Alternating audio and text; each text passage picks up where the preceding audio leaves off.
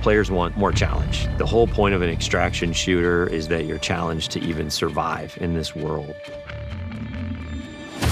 We heard loud and clear from the alpha. The world didn't feel dangerous. The world didn't feel lived in. Tau Ceti IV to us is this place that really doesn't want you there. And that sort of survival narrative really fits really well with the kind of world that we're creating. The world needs to feel like there is something sinister underneath the surface, even when the colors are really bright. You should not be here. We want to marry the classic Bungie game feel, where you are blasting stuff in the face and it feels amazing, with the sort of high tension of the survival genre. If you want good loot, you have to go to places where you're taking risks, either risks from other players or risks from AI. So we have all these tools now, Rook with ProxChat and the way the game works and sort of how tense it is. I think all those things work together really well.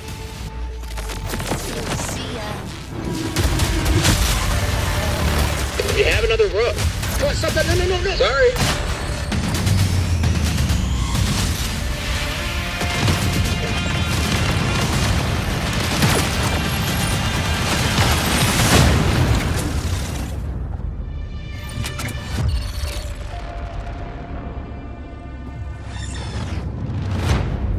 The Marathon ship is essentially a ship that we sent out from Earth, an Earth that was overpopulated, to explore and colonize a star far away that we call Tau Ceti.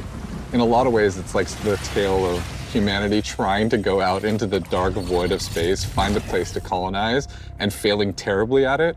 Everyone's gone, something catastrophic happened, and it's not just their absence that's important, it's the things that they left behind. The modern race to Tau Ceti all started when a mysterious signal came through the galaxy. The turmoil that sort of ensues gives rise to all these corporations that were invested in this Marathon project, now going, what happened? How do we recoup our investment? And then layered on top of that is the greed and corruption of all of the different factions and corporations and revolutionary groups. In our version of the world, we send people out not just to discover what happened, but also to collect from the things that remain there, and those people are runners. As a runner, you're a bio-cybernetic mercenary who's traded their human body for a biosynthetic one. You're not an unkillable god slayer. You are a mercenary, a disposable mercenary. You will live, you will die. They are not people. You are the person. You go into that shell and adopt the personality matrix that is specifically designed to help you do the thing that you need to do. And you've been hired by these factions to come to Tau Ceti to scavenge it for anything that might be of value. As a runner, you've left your body behind. You've traveled light years so that you can have access to the ultimate payday. With extraction shooters, it is all about survival. There are other people who want the same things that you want, and it's up to you to best them.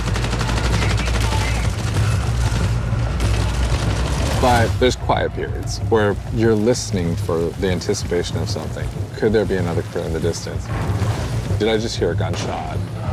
Did I hear AI just alert?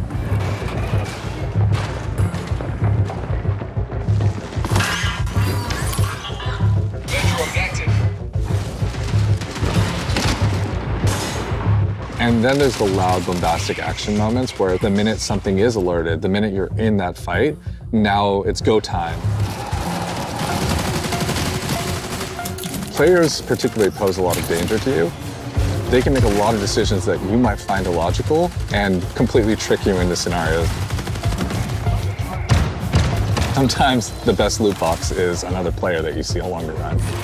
So there's a few different ways you can play the game. So one of them is you can play in crew, both with your friends and also through crew fill, which will just match you with 2 other players.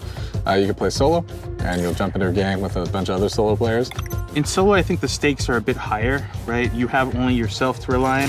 You still have ProxChat, so you can call out to other solos, but you are playing a tense alliance game where it's really up to them whether or not they decide to honor or respect that alliance you might have created. It's all about figuring out what's your investment, what's your stake, when to get in, when to get out, and when to kill the other guy. Being good at Marathon is like playing poker with guns.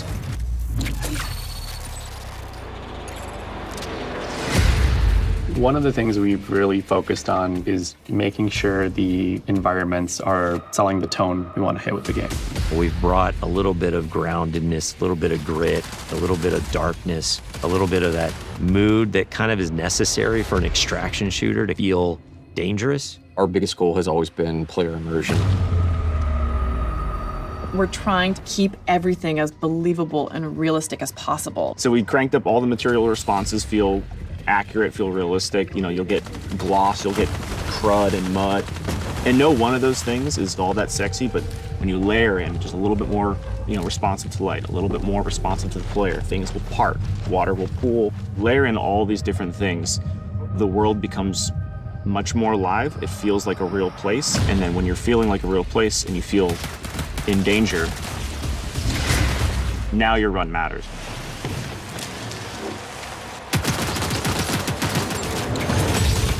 I look back at some of the alpha shots, and it's kind of hard to tell when it's sunny or when it's rainy. Weather feels like weather now. But like when it's sunny, you get this really nice like bleaching effect. It feels bright. It feels like warm when it's sunny now. I feel like we're just celebrating that color so much more. I think it just contributes to the whole effect. So we have dead bodies in the game now. We also have like decay on the runners themselves. Like you'll actually see them fall apart. We're actually dropping the body stays there, and the body slowly decays over time as you loot it. So you come into a room and you see a bunch of carnage, but you see one body is still pristine, you know that their killer is probably close, and you are not safe. If everybody is just a messy goop, you're probably okay. Audio is a huge gameplay component in Marathon. Every sound plays a function.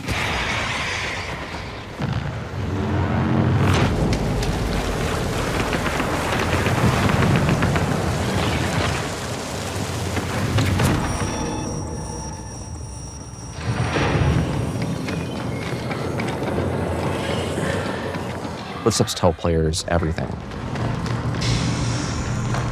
It's telling you what is the type of threat that's around you. Where are they at? Are they above you? Are they far away? Are they close by? So if I'm in bioresearch and I hear a particular material type, I know, hey, they're on the second floor and they're in this room. Our hero is the world. So we're constantly trying to figure out where can music help reinforce what is the vibe and intent of this place.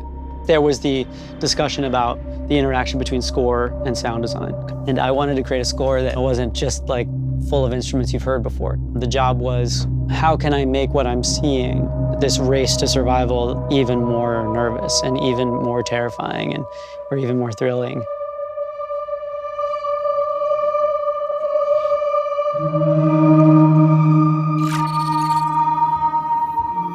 We have 4 zones, and each one of those zones has its own sort of approach to kind of level design and what it asks players to kind of think about and do. You're going to start with perimeter. You're kind of on the outskirts of the colony. It's a little more spread out. You got a little bit more areas to be safe and to sneak around, but it's also a little more straightforward. It really brings this sense of scale. It sits like in our fantasy as expansion site for the colony on the very edges of where they had settled on Tau Ceti. UESC are also there trying to understand what has happened and secure the area. Death is a part of Marathon. It happens a lot, even on perimeter, which we talk about as a more friendly zone to new runners. You are still gonna die a lot. Attention, unauthorized runner. You are trespassing in a military security zone.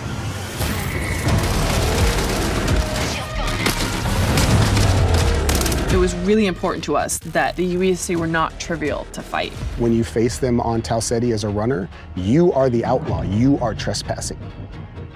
They have a little bit of this haunted tone. So you can see they have this floating locomotion, they get these sparks, they have these sigils over their faces. Sometimes their behavior feels almost like they're possessed a little bit, like are they taking in commands from a remote AI? The elite tier is sort of like this dark blue. The mini boss tier is more like a lilac. The boss tier is just gonna be dipped in red. They have these tendrils that latch out and leech onto you and start sucking away at your consciousness.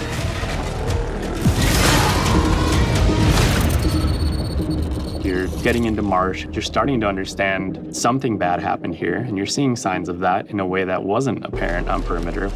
On Dire Marsh, we've got the anomaly, and it's this strange alien entity that has erupted up out of the ground. You're really feeling signs that this is more of an epicenter of where things went wrong on this colony. It's got a different style of gameplay. It's more like a central complex that is rich with overlapping areas and regions that you can find yourself kind of bleeding from one encounter to another. It's a great map to go in when you just want some action, and you're gonna need somewhere to farm.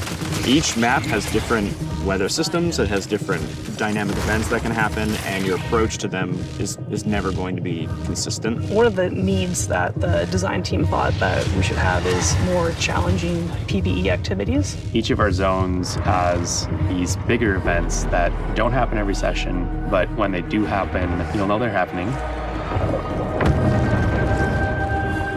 Building these types of events into the world shake up your run and make you decide, like, what do you want to risk? Then you get to Outpost.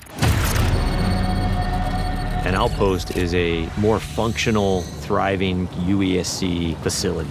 There's scan drones flying overhead, the UESC's everywhere, there's tripwires, there's a weather hazards. It's a lot of stuff you're up against from the get-go. Outpost is a smaller map, but it's also a lot more vertical. It's built around a specific building that we call the pinwheel. This is just this meat grinder of a structure that's like a corkscrewed building that has nooks and crannies and hallways, and it just becomes a real cluster when you're in there fighting.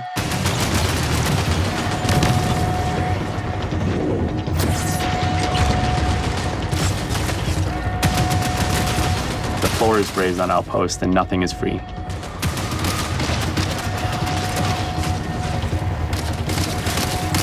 The pinwheel hosts some of the best loot opportunities. But it's noisy, players are gonna know you're doing it, so there's extra risks.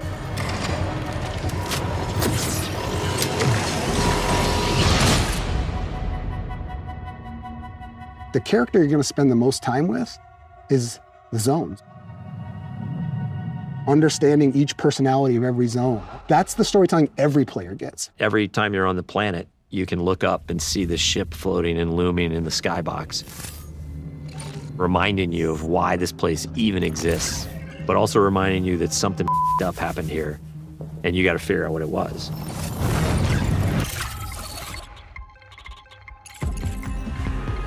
Marathon has a lot of loot in it. It's a huge pie. There's a ton of different implants at every rarity. There's a ton of different runner cores. For each runner, there's over 400 weapon mods. Like, it's just an outlandish number of items to collect. There's going to be a really interesting period of discoverability where players sort of figure out, what are the pieces that I have available to me?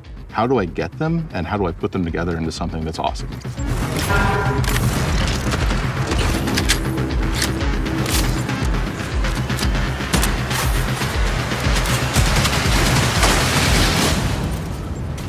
You can go through and look at how many iconic weapons have come from Bungie.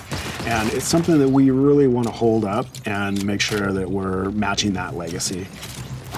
Visually, they're all really, really distinct and clearly Marathon, but we wanted animation-wise a majority of them to feel recognizable. So when you put them in your hands, you knew how to use them. Mods will basically allow you to increase certain stats on the guns, that battery SMG. The gold mod, full-blown, turns it into the needlet. The sidearm is a gun that is effective in close quarters, but maybe not too much outside of that.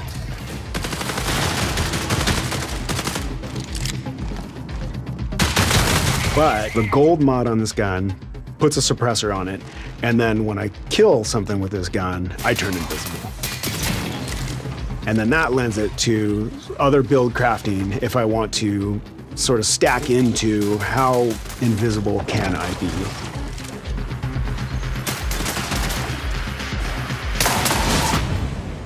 Even some weapon mods can improve stats and your runner shell's capabilities. So there's lots of different ways to raise the floor of your stats so that you're coming into each run strong.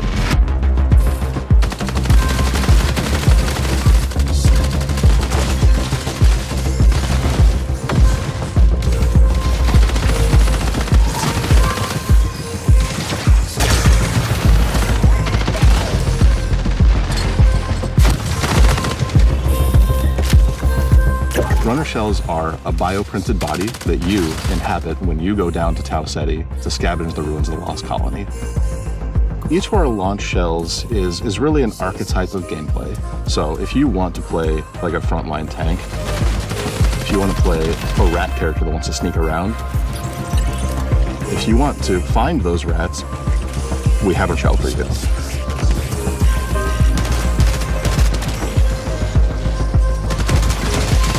The idea there is like, have a broad spectrum that everyone can kind of find a little bit of a home to, and then we're gonna build on top of that.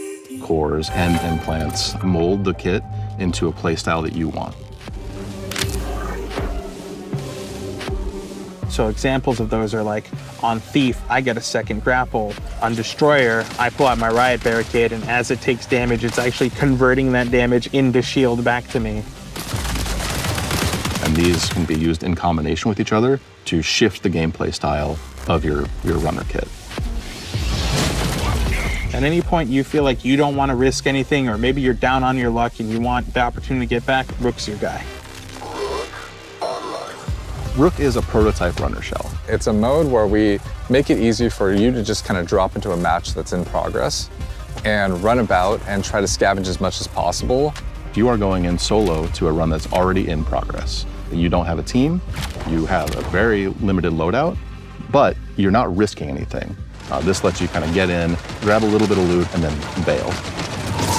So when you get like a really powerful gun or implant or core, it is unlocking some new space or new challenge that you've never done before, and the loot is helping you reach greater heights.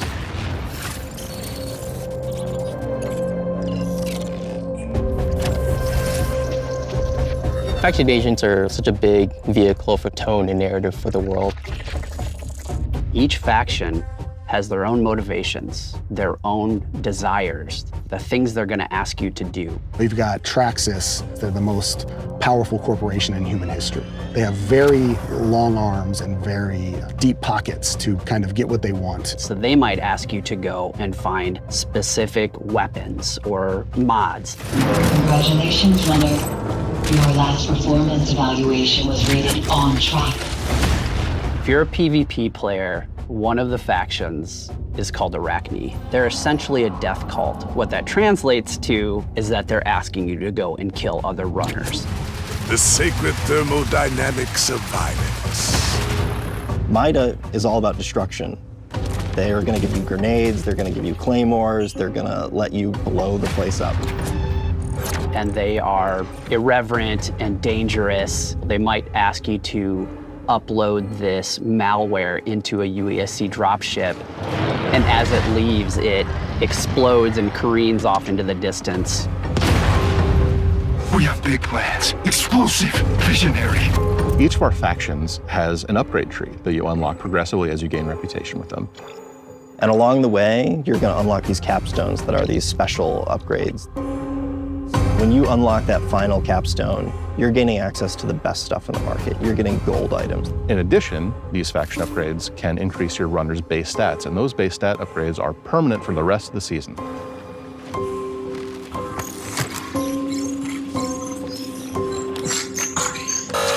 Access denied. Darius, you know me. Did you miss your last round of maintenance? Don't search. Don't tick. Don't question. Darius? Access denied. Hey, Access it's denied. okay. It's just me. You're not alone. The Codex is a suite of achievements, collectibles, audio logs, things that you're finding in Run that we're going to track for you over time. The more you find these items, the more story you're unlocking about them and what their role is in the world, why they're here, who cared about them, why they're as valuable as they are. I'm repeating myself with these entries, but any fears inherent in the scope of this endeavor seem unfounded. Within the Codex, there's a whole bunch of stuff that you can unlock. Runner skins, weapon charms, stickers, emblems, backgrounds for your profile, and titles. So it's everything from your first steps on the world of Tau Ceti IV, all the way through to becoming a vid master and taking on the most extreme challenges.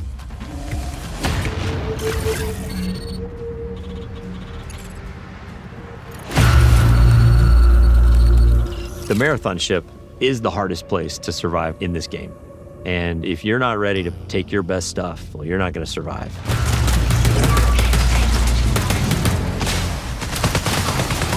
It's like a heist for a runner.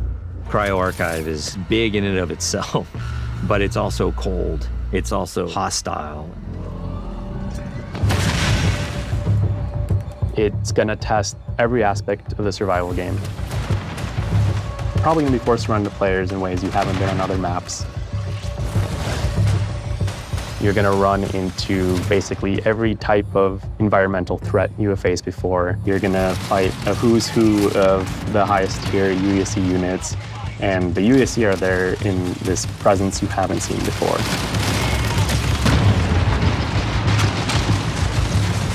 It's really cool because each of the vaults is more successively challenging than the next. And that 7th vault is where you both are going to get the coolest thing, but also where you're going to learn the most about what happened to this place. At some point in your journey in Cryo Archive, you might start wondering if the UESC are there to keep you out or if they're actually there to keep something else in.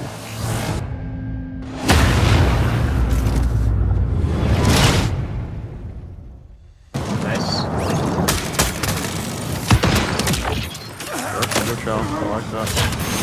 I think the thing that I'm most excited about for Marathon is getting into the hands of our players. The biggest thing I want people to take away from Marathon is that it still feels amazing. It still feels like it has that spark. It takes all the aspects that I think Bungie is really good at. First-person feel and gunplay, the super deep, crazy sci-fi lore, and it mixes up all those things together in a really amazing PvP package. Really comes down to every single discipline that's working on the game. The animation has to be good, the sound has to be good, everything has to be working in harmony. That's when the controller fades away, the screen fades away, you're just immersed in the world. That is what we're trying to live up to with Marathon. It is a mad dash. I'm not going to front about that. It's a mad dash to the finish, but that's when you got to put in the elbow grease and the extra sweat and blood it takes to get this done. Dude, what is this? What is it? 5 people in the extract.